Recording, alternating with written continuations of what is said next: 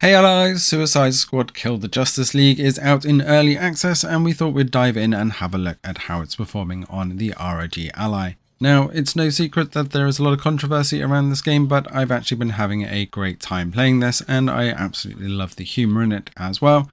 Performance is a bit of a problem though. Now, the best settings that we managed to get out of this is going to be utilising 720p. Unfortunately, 900p, as you'll see in a minute, is not performing very well in this game at all.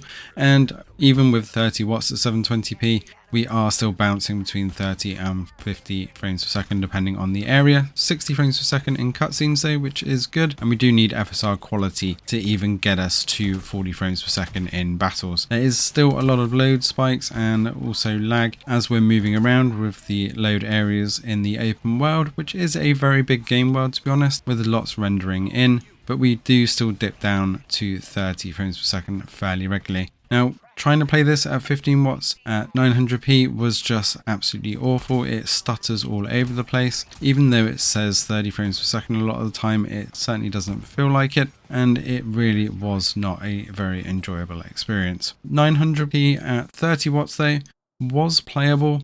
However, the big dips that we get and the FSR really phasing in a lot of the time. As it's FSR 1, when it does kick in big time, it does bring in a lot of blur and fuzziness and it does become very obvious. Now the major dips at 900p were quite obvious, so I don't recommend running this at 900p for now, and we will be looking to further enhance our 720 footage once this gets a couple of stabilization fixes as well. We do have the latest AMD drivers on this one, and I didn't give motion fluid frames a go as it's just too low a frame rate already.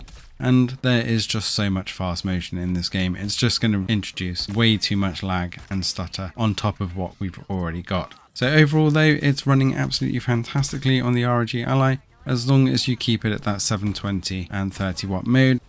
If you can deal with a bit of extra stutter, then you can go with the 900p at 30 watts, but 720 at 30 watts was definitely the better way to do this. Unfortunately, everything does need to be on low with that FSR quality to get fairly stable, but it is playable and actually very enjoyable at that. Let us know in the comments below if you're going to be diving into this one, either in the early access or once it launches officially, or whether you're going to be waiting for a sale and some of those performance enhancements. Thanks for watching, and see you in the next one.